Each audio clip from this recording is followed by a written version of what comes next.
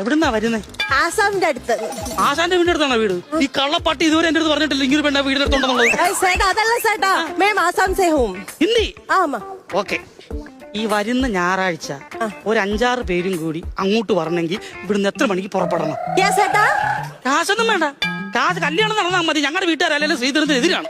എന്റെ കല്യാണം കഴിഞ്ഞ്. അതാണ് ഒരു വണ്ടി സ്റ്റാർട്ടാക്കാൻ വന്ന അപ്പൊ അതിന്റെ പ്ലഗ് അടിച്ചു പോ.